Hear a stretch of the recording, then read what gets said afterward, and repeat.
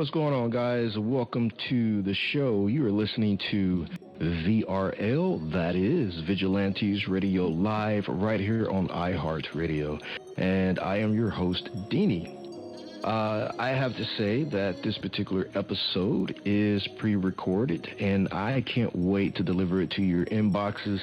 And for you guys who subscribe to the show, you'll be the first to know, and I always appreciate that. All right, before we invite our special guest on, I just want to say, don't lose sight. This is the frequency of the fearless. You know, sometimes life pulls a person away from the very thing they thought defined them. The lights fade, the crowds disappear, the stage grows quiet.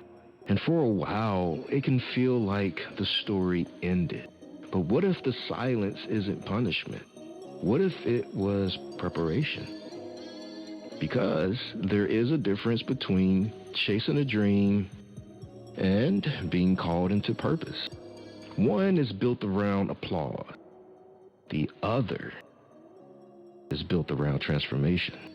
Tonight's guest knows both worlds. The raw energy of rock stages, the ambition, the grind, the hunger to make. But somewhere along the way, the mission changed. Not the voice, not the fire, the reason behind it. This conversation is about redemption. It's about identity, about what happens when someone stops performing for acceptance and starts living from conviction. Because sometimes God doesn't erase your past. He repurposes it. That's right. Made brand new. And sometimes the comeback isn't really a comeback at all. It's a commissioning. You're not just here for a talk show, and this isn't just radio. This is revival for your mind, body, and spirit. This is Vigilantes Radio Live. My name is Coach Deanie, and change is possible. Are you ready? This is Vigilantes Podcast on iHeartRadio. Are you ready? Are you ready?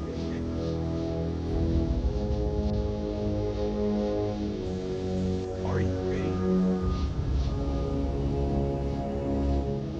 Well, let's go.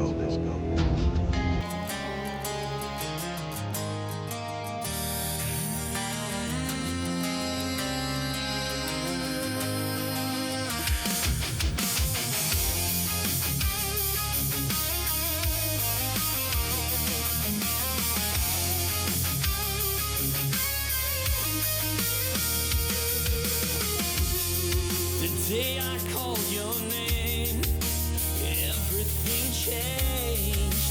Chains hit the ground, but the fight came around. The voices tell me walk away, but your truth is louder every day. When the night says I'm not enough, your mercy reminds me who I was. I may stumble, I may fall, but you already won it all.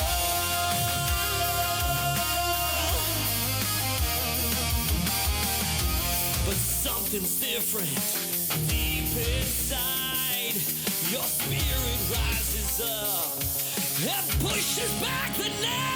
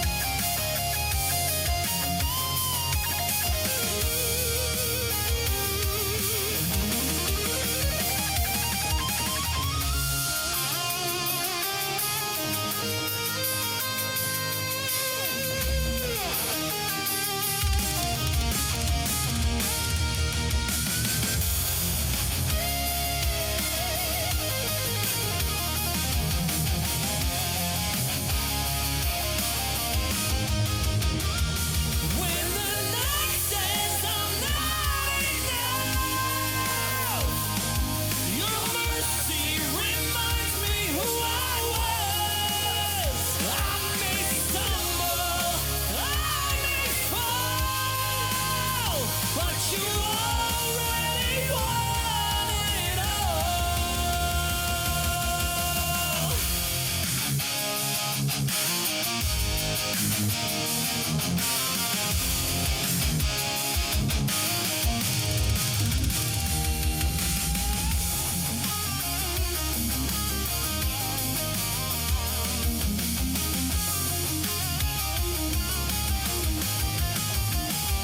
when the night says I'm not enough, your mercy reminds me who I was. I may stumble, I may fall, but you already won it all.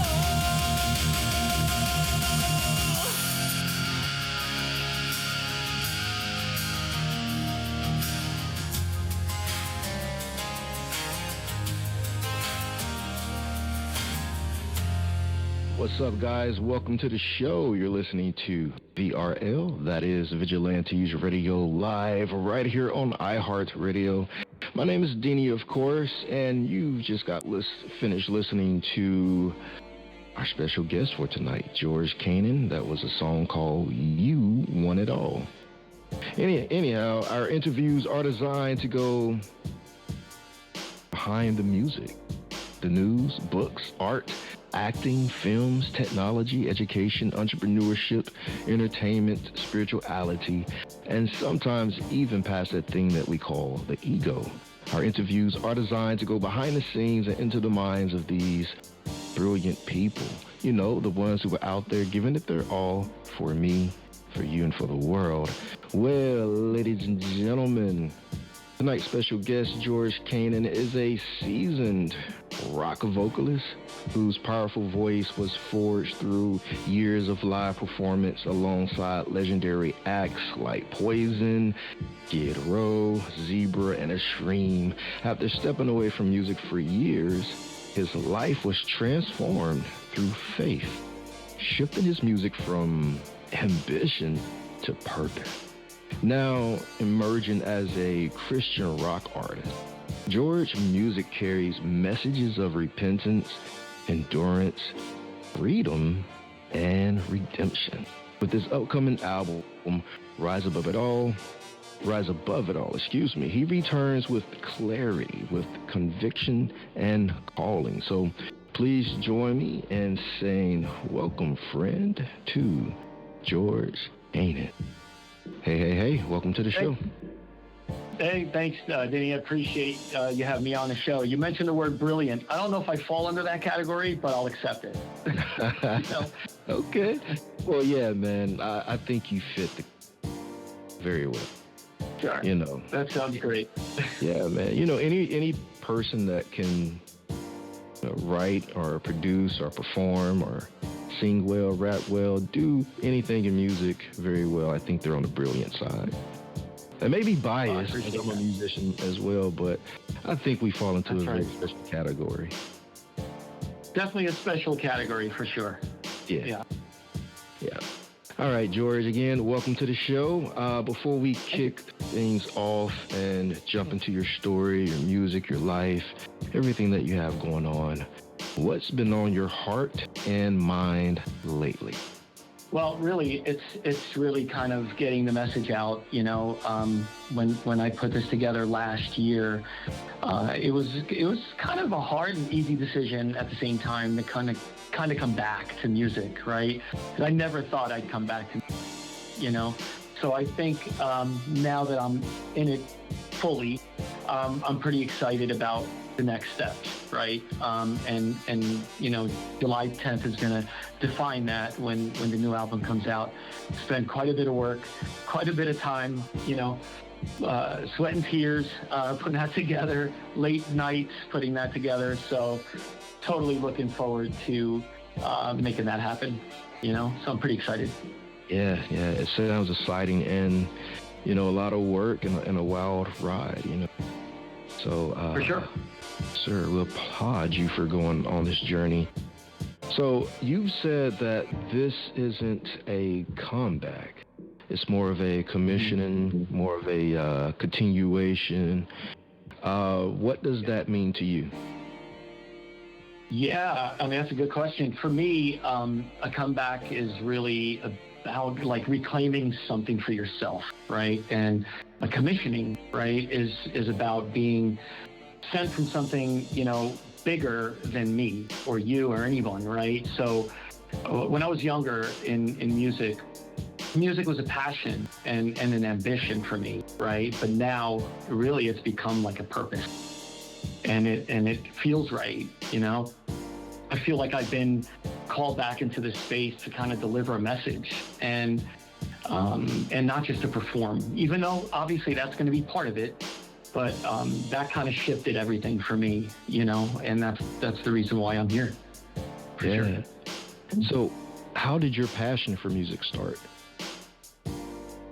Oh gosh, it's, back in the day, like any other musician, you start singing or you start playing an instrument, rapping, whatever, like you were mentioning, whatever it is that, everybody loves music. Music kind of takes us away from reality, and that's what it was for me, going out with your friends and playing in clubs and just having that camaraderie, with everyone that's involved, So I don't know that I had a mission or a drive. It was more of, hey, let's do this for fun. Let's join the group. Let's figure it out, whether you're chasing girls at that time when you're, in your teens.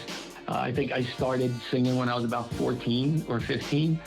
And it just kind of just kept going from there. So at that age, you don't really have an ambition of where you're headed. You're doing it more for fun and just kind of, finding a direction and finding a place, where you're comfortable. Yeah, man. George, as you're speaking and describing, these past moments, because that's what it is for me. I'm just remembering all those happy days, man, those happy times, chasing girls, hair long, chiseled jaw. Yeah, those days. The good. Right. No, I mean, the days are great now, but the days where you can associate a moment with music. But then, George, you mentioned also in that same sentence, discovering a purpose. So, if you don't mind, what was that like? So for me, there's a longer story behind that, and I think we can get into it a little bit later on, I think. Okay. But the purpose for me, really, as I found Christ myself, was really not to just make things about me or even the music, right? The message in the songs, I want them to touch other people. There are people in this world that are going through things that are unimaginable, right? And we all go through bad times and bad moments, right? So I think some of the lyrics and songs that I put together can really kind of fit in its own place. It can touch each individual person out there differently. And I think that's the purpose for me being here today and having Jorge Canan and putting this album together, that hopefully I too can minister someone through membership and fellowship and also, doing lives, I'm pretty attainable if somebody wanted to contact me or get in touch with me, and however we're going to do this moving forward. Because we're learning as we go here with new technology and everything else that's happening. So with YouTube and Facebook Lives and all this other stuff, I want to use that as a tool to help others. That's kind of like where I'm at there. That's my purpose. All right, I love it. And yeah, man, you're absolutely right.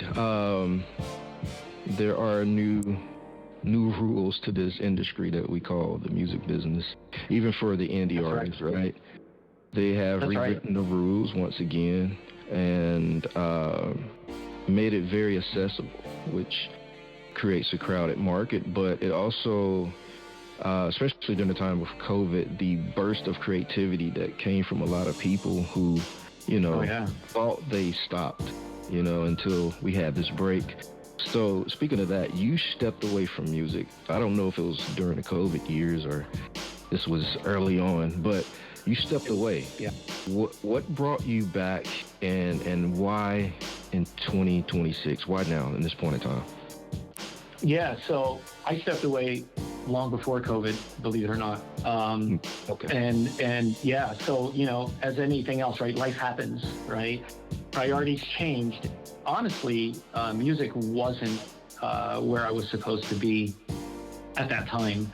And but over the years, I know that, God started working on my heart, and the desire kind of came back differently, to get back into music. It wasn't about chasing a career anymore, or chasing a dream, or chasing money, or whatever it is that folks chase. Everybody has a different way of looking at things.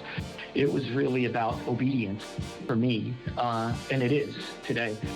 And now it just feels right. It feels like it's the right time for me to be out because of where I am from a maturity level, and also in music. I've really, just the past year alone, I've spent so much time writing lyrics and putting music down and throwing ideas out and putting new ideas in. When you think you have a good hook, you wake up the next day, you're like, heck no, that's not good.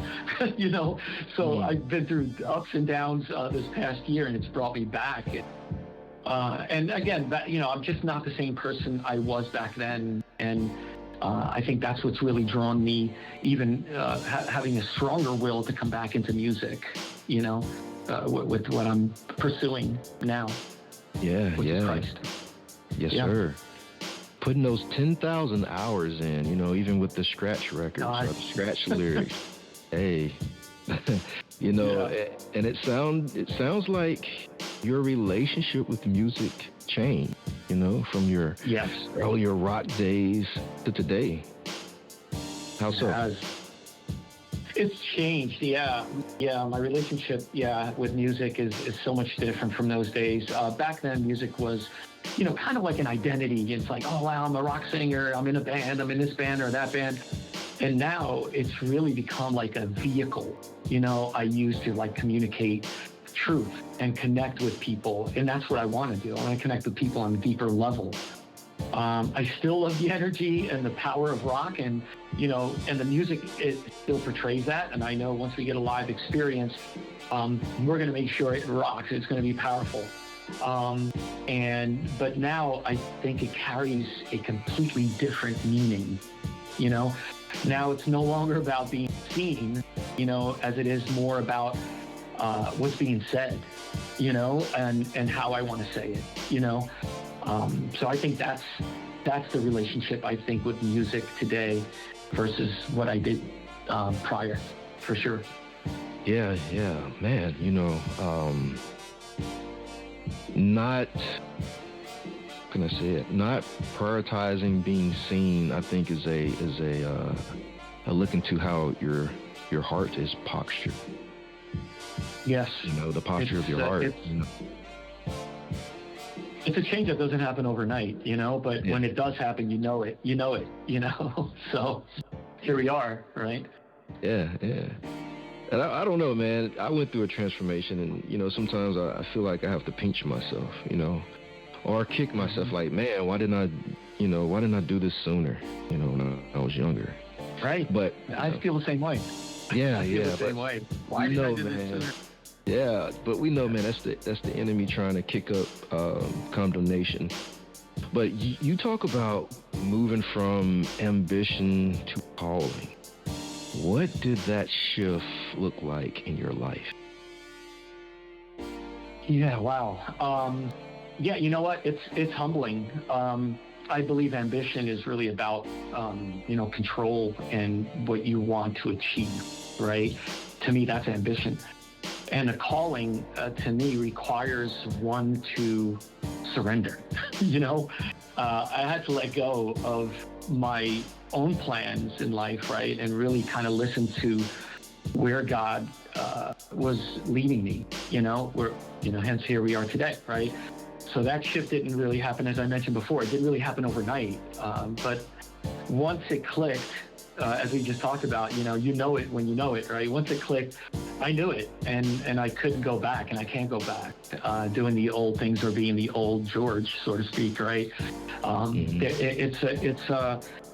It's an experience that when everyone or anyone goes through, you just know when the Holy Spirit sits in you, and when it's talking to you and letting you know that you need to talk to others, And that's the difference to me between, like, you know, the ambition and the calling, you know, so. Yeah, but you make it sound easy, George. No, it's not easy. It's not easy. That's definitely, I'm not trying to make it sound easy, because it's not. As a matter of fact, when you do cross over and you do, you know, look to the Lord, and you follow a certain way of being, it changes you. Emotionally, it changes you eternally, and internally and eternally, but it really does change you, and you know when that happens. So, and when that does happen, there's a lot more spiritual warfare that goes on, you know, and temptation and different things, you know, that you have to, like, avoid, that you didn't used to even think about, you know. So it's not, you know, people think, oh, great, you know, you found Christ and this is great. Now, you know, you just seem like a happier person. You just seem like a different person. But you're fighting every day, you know. You're fighting every day, you know. So that's what I, at least for me, whether you have bad thoughts some days, or whether you say something you didn't want to say, or whether you could have done something differently, you kind of question yourself. Like, your conscience is always there, you know. So I think that's it for me, for sure. Absolutely, man. Absolutely. And it sounds like your faith is definitely, or has reshaped your identity, not only as a person, but as an artist. And man, tell us about that. Yeah, no, that's completely true. My identity isn't, like, rooted in music anymore, even though obviously I'm doing music, but it's kind of, you know, through music, it's rooted in Christ, you know. I'm not chasing approvals or validation from anyone. I really don't care, you know. I care about people, but I don't care what people think and judge of me, or whatever direction I go, or whatever I do. You know, I hold my friends and family close to my heart. And as far as music and being an artist, I can now create music from a place of truth, instead of really a place of pressure, you know, or whatever other things come into mind when you're not, you know, in a place where I'm at today. Because I do remember there was a lot of pressure back, you know, where you had to get out, you have to do this, you have to play out on stage.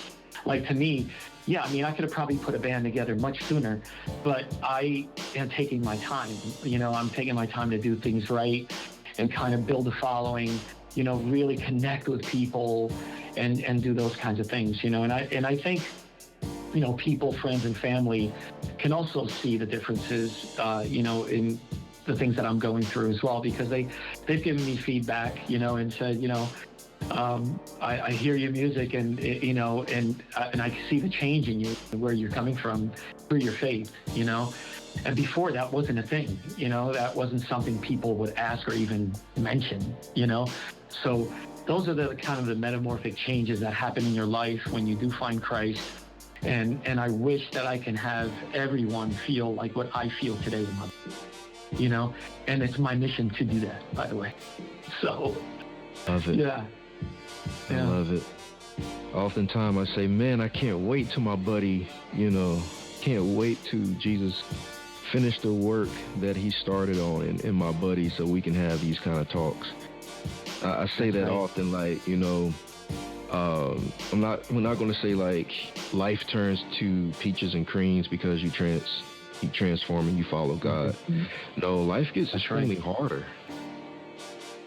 It does. It really does. At least mine did. No, it does. And people often think, like, oh, so if it's harder, why are you there? Because you have a calling. That's why you're there. And you're not only thinking about yourself, you're thinking about how can you get other people to Christ? How can you get other people to, you know, walk them away, talk them away from their anxiety, from their depression, of which we know a lot of people go through, right? And I'll give you one example for me. For years, I was super afraid of flying, like really afraid of flying. I can tell you that. I would start sweating from the second I'm in the plane. Wow. to to the second, like, I'm off the plane. And I even tried things like Valium, to calm me down. It made me worse. So the point is, when I got in Christ and I kind of gave my fears away, because, God tells us not to live in fear, right? Exactly. So I can now fly, like, without even thinking about it, no problem. I didn't go to any therapy. I didn't go to any doctor. I didn't take any pill. It just happened, So your fears, your anxieties, your depressions, your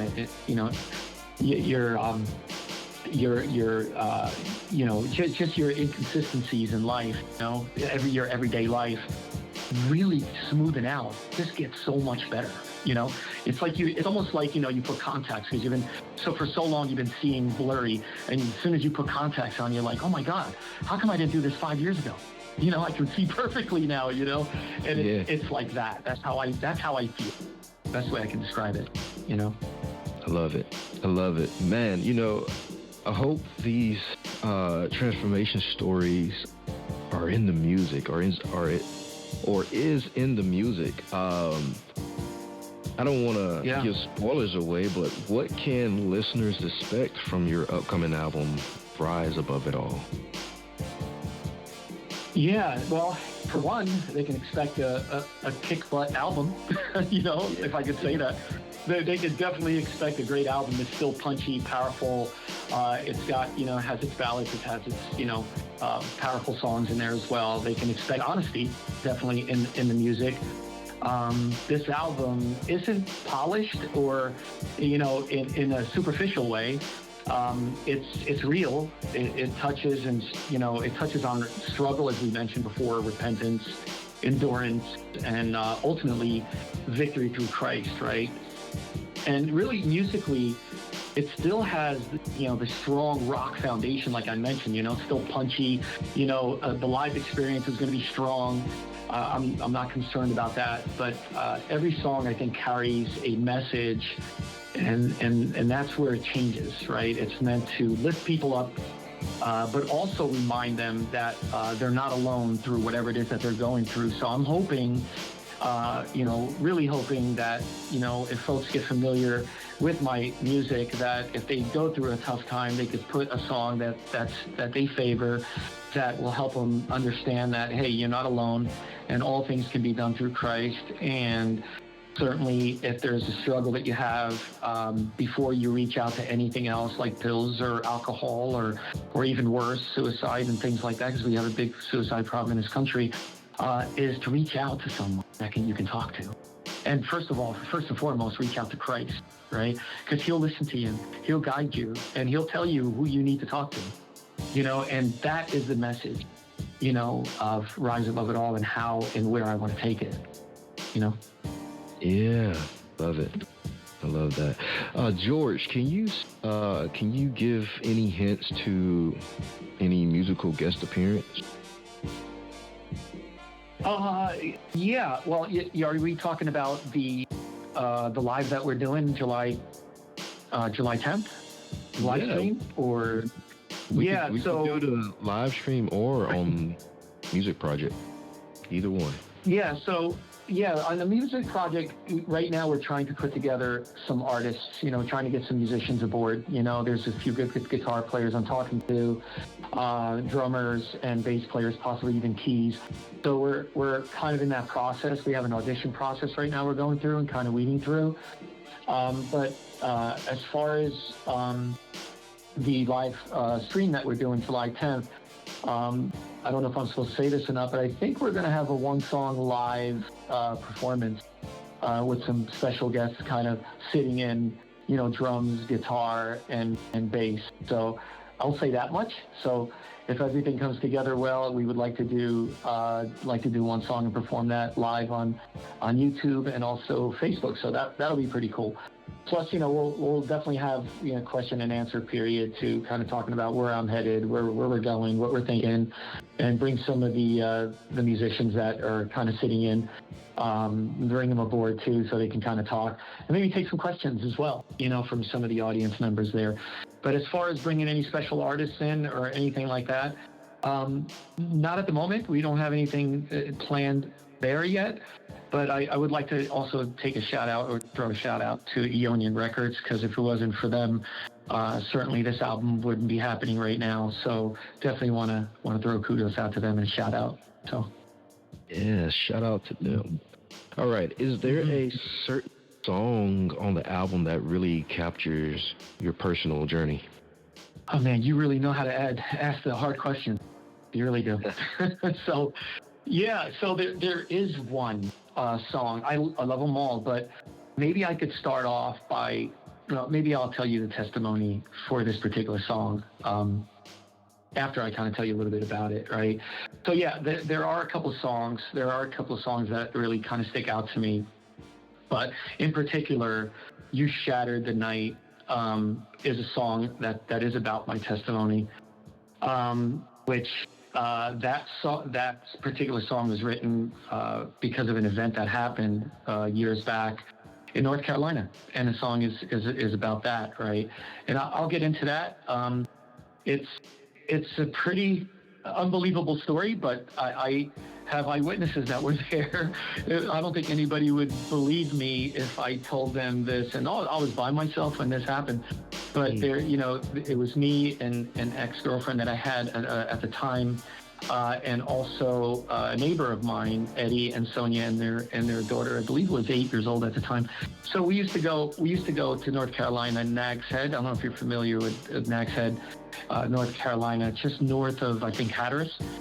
And ironically enough, that area there is one of the areas where they actually have, one of the few areas in the United States where they have wild horses running around, which was pretty wild to see on the beach.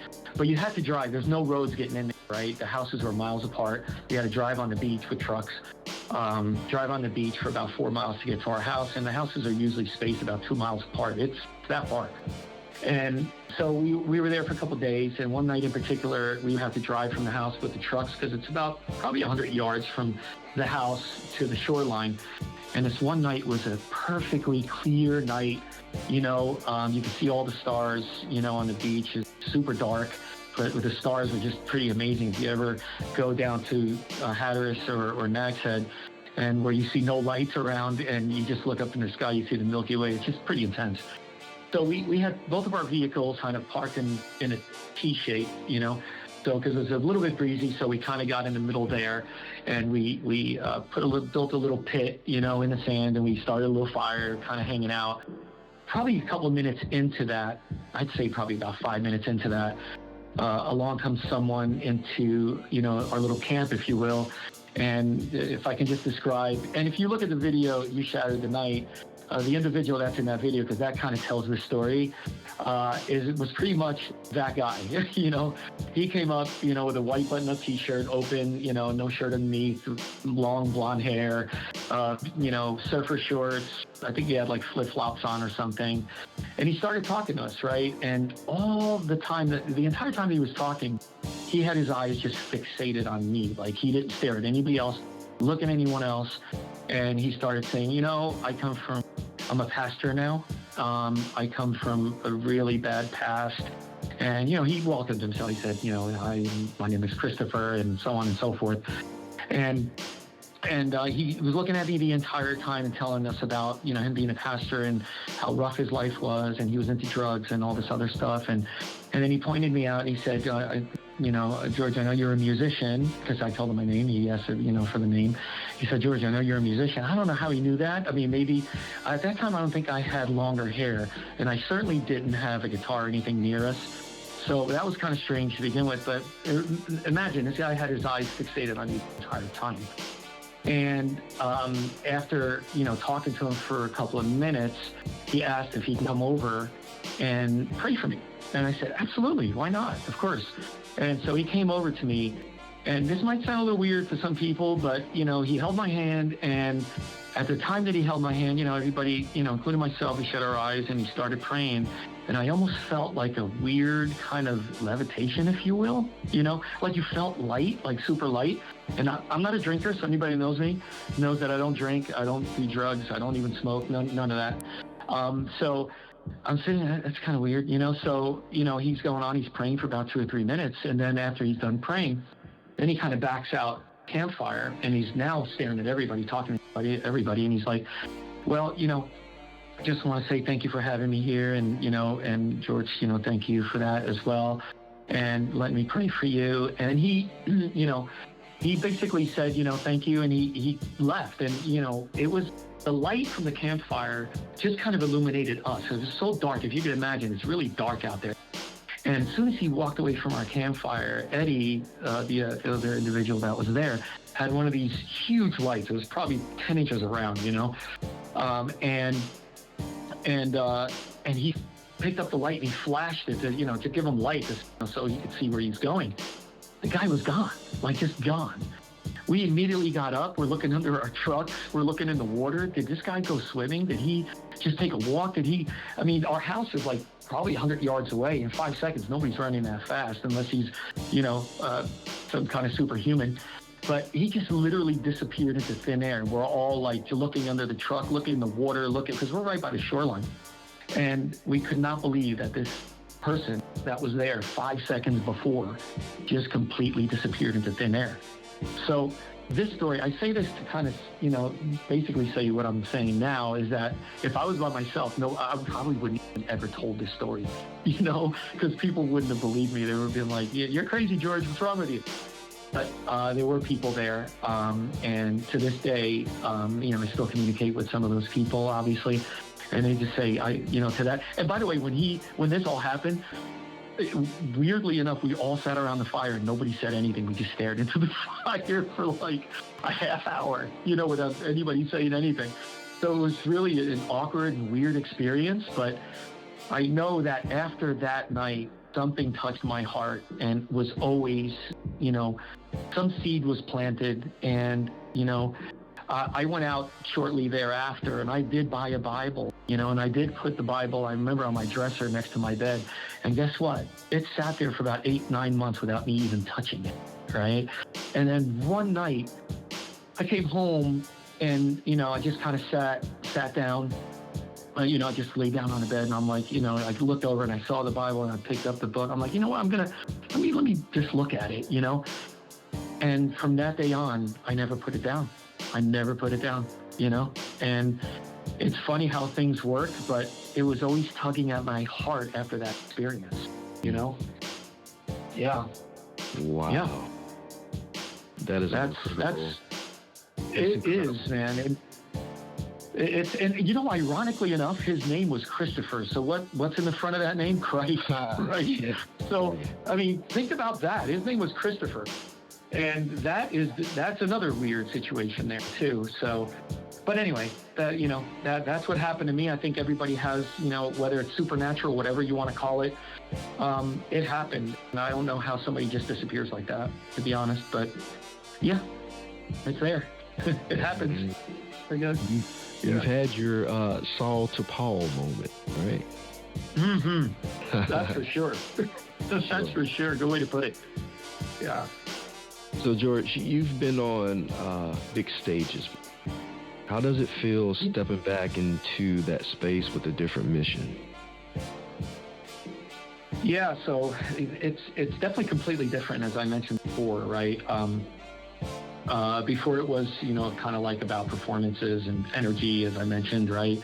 And just getting out there and with friends and having a good time, which is still there. That's still there, of course, but now I think there's more weight and intention to it for me. I'm not just stepping, I guess, into this to entertain, which in a way I kind of am. So I keep contradicting myself, but I kind of am doing it, which I do realize, and that's part of it. But I'm stepping into it with something to say, that brings a different kind of focus and responsibility as far as I'm concerned, I hope that makes sense. It does. And if someone, we're getting ready to play the next record, but if someone is going through a difficult season right now, what would you want them to take from your music? Yeah, I would like to tell people in that particular situation that they're not too far gone. No matter where they're at in their lives, there's nothing that can be too strong or too powerful that through Christ you can solve it, you know? And I could just hope that my music, in a small way, hopefully a big way, but in a small way, it can help somebody through anything that they're going through. Because there are people that love to listen to music, and that kind of becomes their safety blanket. Whatever genre of music you're listening to, right? It could become your safety blanket. So I want my music to kind of become that safety blanket, where if you have a special song that you do like, that, you know, Jorge Canan put together, and you're listening to the album and that one song comes on, it triggers you to say, you know what? I know I'm going through this, but right now I know there's a better way for me to move forward. This song, the lyrics, the melody, just the energy of the song gets me out of the mood I'm in and maybe changes the course of what potentially could have been, you know? So that's kind of the only thing I could really hope for. Maybe I am hoping for a lot here, but I think you have to be optimistic in order to get to the end goal, and that's to help as many people as I can. All right, guys, are you ready for some music? We have Jorge Canan, Rise Above It All. Stay tuned. Let's do it.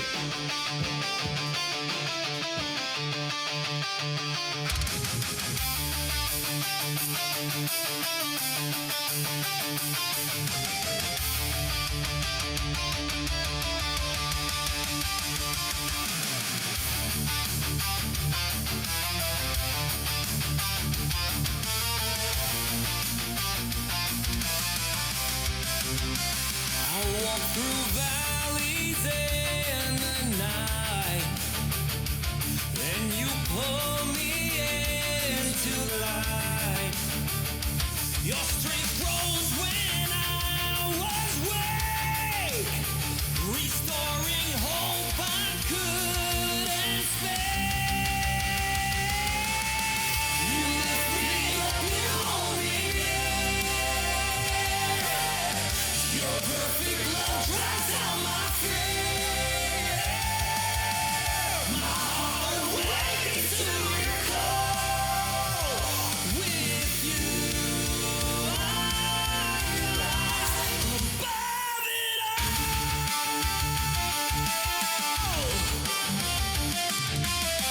When storms rise up and doubts appear, your voice cuts through and makes truth clear. Your steady hand becomes my guide.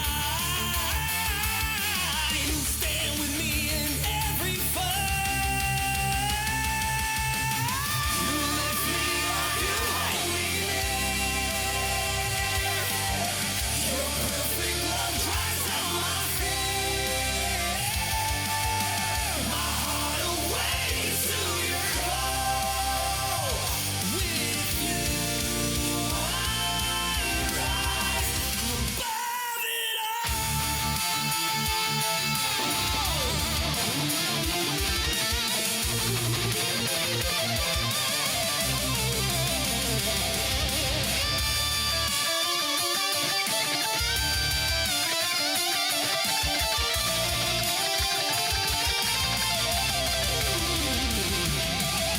through every test, through every flame, your faithfulness stays the same. My soul stands firm, I won't back down. With you, I'm standing on holy ground.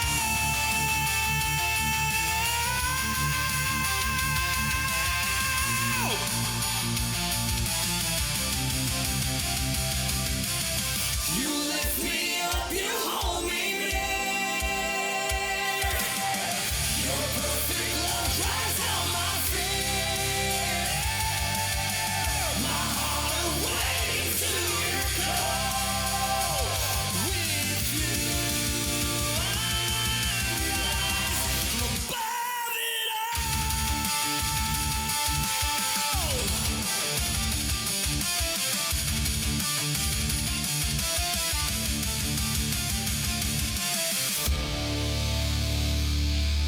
All right. Welcome back. All right. Now, I feel like I should have a grunge voice when I'm describing how this song is incredible. But I can't do that right now because I'll throw my voice out. But it's only fitting because this song has some intensity. Yeah. I was tempted to bring out the air guitar, but afraid my kids are around somewhere snapping pictures and I end up a meme or something. Don't want that to happen. So, but yeah, I brought out the air guitar.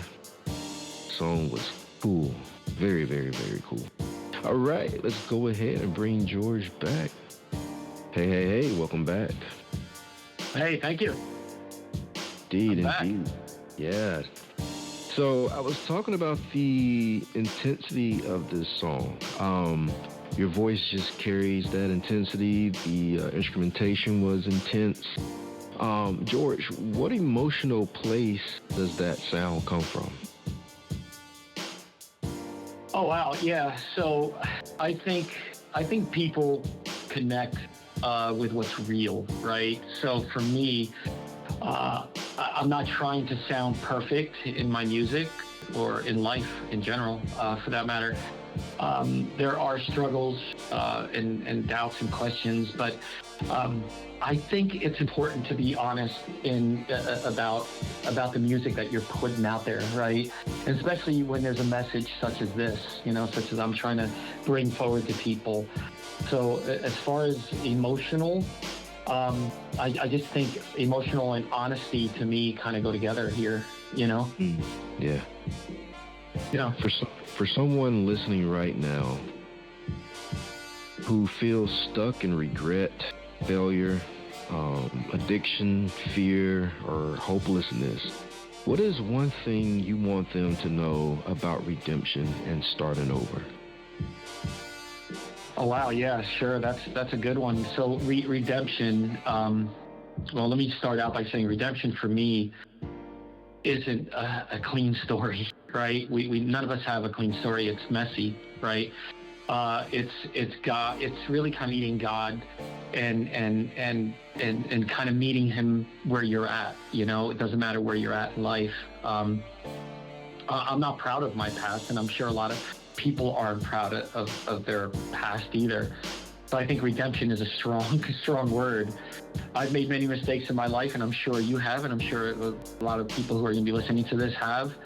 And I was able to walk away from bad things, and I think at times God has taken me one way when I should have gone another way, and things would have probably happened much differently.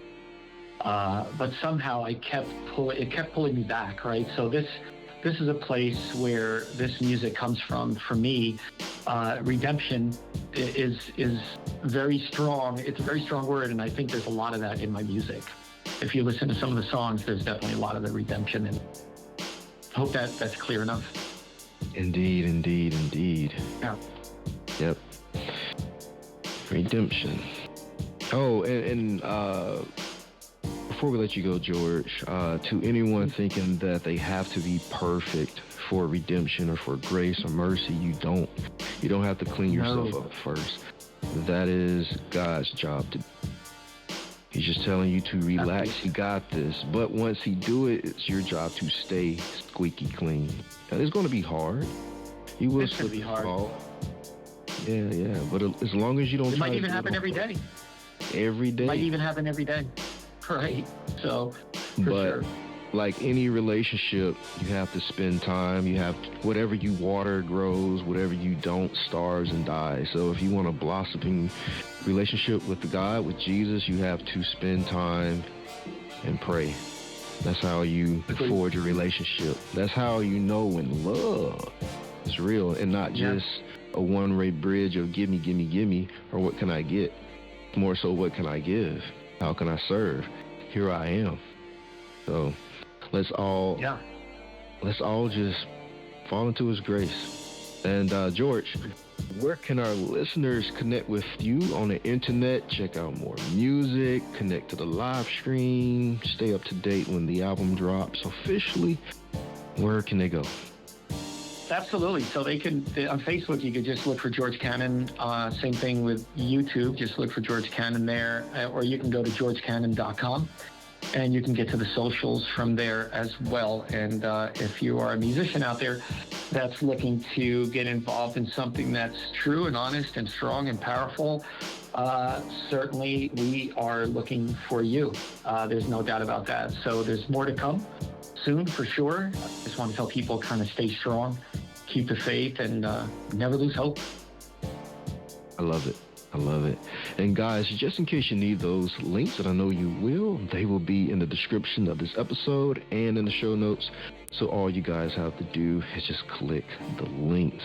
All right, tonight wasn't just about music. It was about restoration, about discovering that purpose can still rise after silence. It's not over till the can we even say fat ladies anymore now? I don't know. Yeah, why not? Yeah, I mean, that's an old saying. Why not? Sure. Okay. Why not?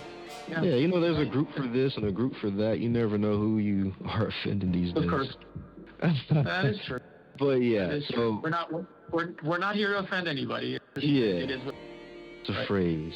It's a phrase. But either or, faith can rebuild with what life tried to break, and that sometimes the greatest comeback stories begin when someone finally surrender. Jorge Canan's journey reminds us that God can take every stage of life, victories, the struggles, the detours, and turn them into testimony. So make sure you follow Jorge, tap into Rise Above It All, and be a part of the upcoming live release experience, because this wasn't just rock music. This was revival with truth behind every lyric. And this isn't just radio. This is revival. Thank you so much, Jorge. Take care, man. We're rooting for you. Absolutely. God bless you. Thank you so much for having me. Appreciate you. All right, man. Take care. Bye, guys.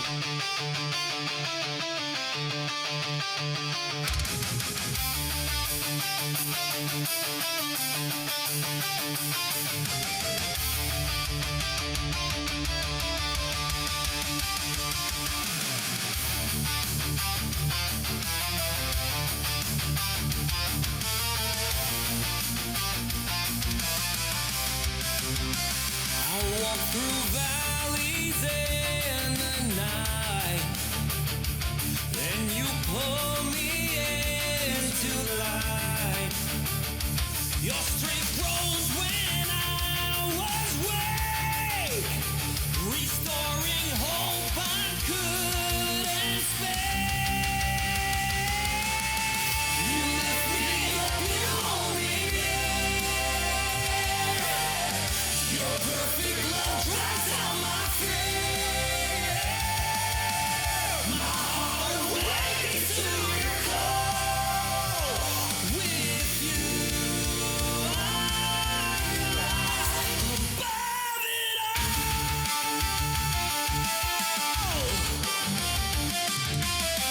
When storms rise up and doubts appear, your voice cuts through and makes truth clear. Your steady hand becomes my guide.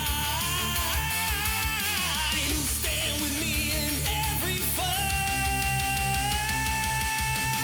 You lift me up, you hold me near. Your perfect love dries out my fear. My heart awakens to your call. With you, I rise above it all.